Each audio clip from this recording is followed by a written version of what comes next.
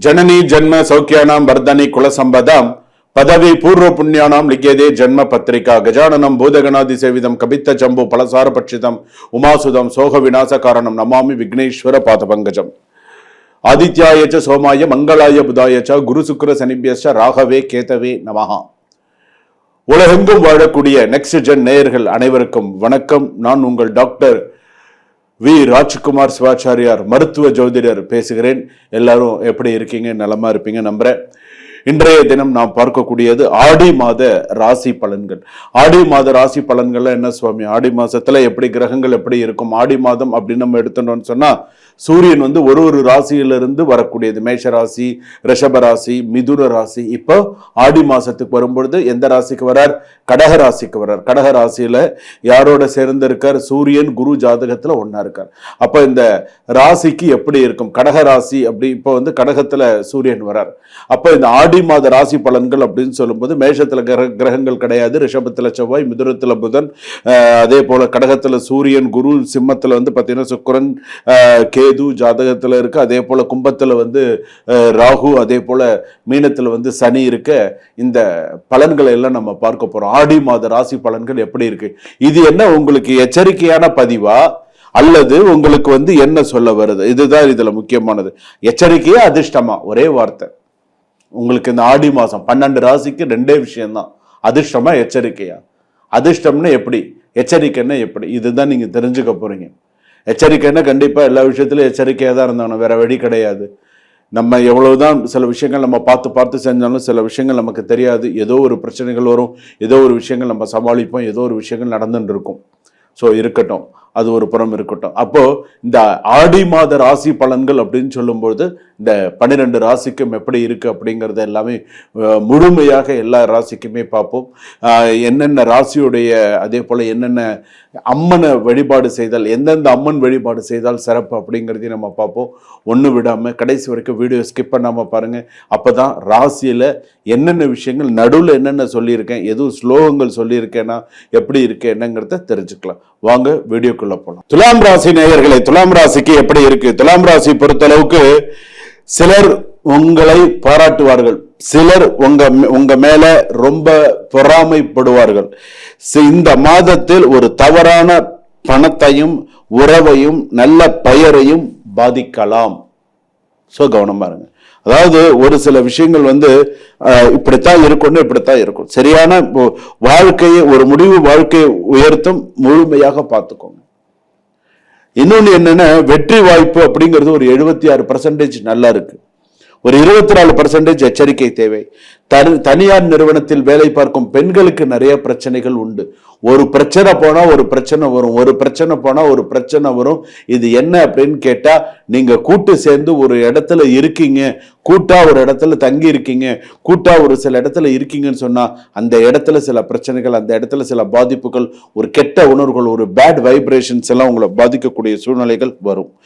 ரெண்டாவது பாத்தீங்க, அவங்க என்ன செய்யறாங்கன்னு கூட உங்களுக்கு தெரியாது. கவனமா வதந்திகளை அலட்சியம் செய்யாது. உங்களை பத்தி தேவையில்லாம கெட்ட பேர் உண்டு பண்ணுவாங்க.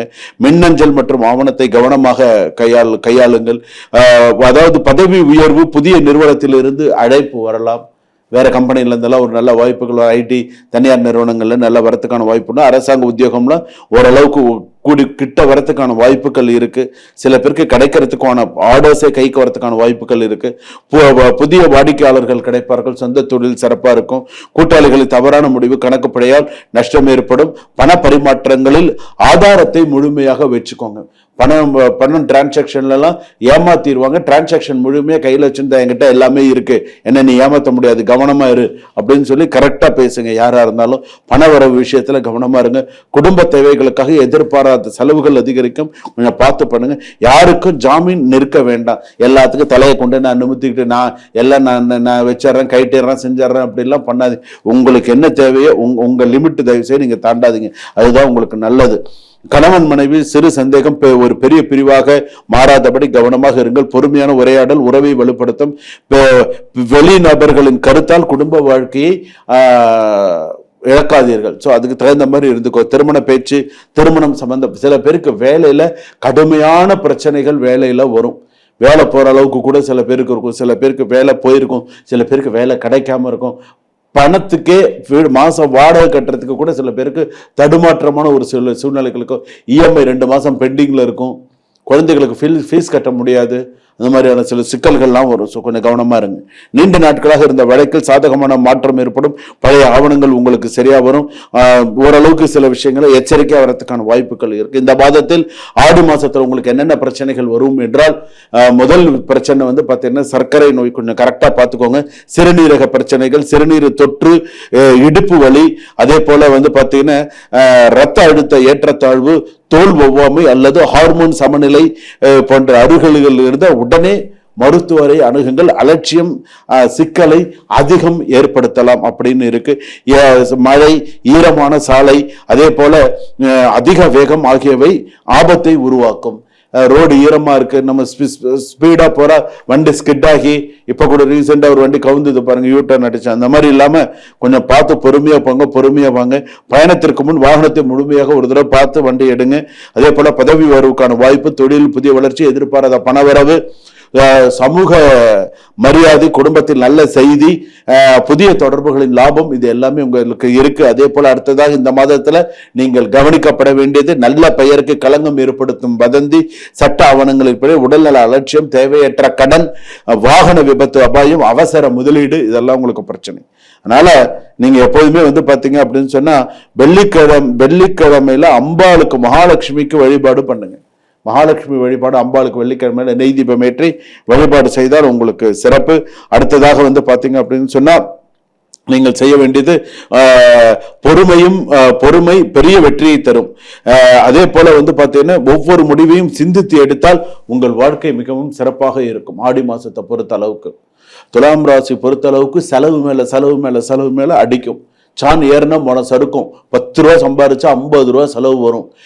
பண நெருக்கடியா இருக்கும். இந்த மாசம் வெளிநாட்டுல இருந்தா கூட சரிங்க, இந்த ராசி பலன்கள் நீங்க துலா ராசி நீங்க கேட்டுட்டு இருக்கீங்கன்னு வச்சுக்கோங்களேன், ஐயோ எனக்கு இந்த மாசம் ஒரு 2000-3000 வெள்ளி பணம் இருந்தா நல்லா இருக்குமே அப்படின்னு நீங்க நினைப்பீங்க.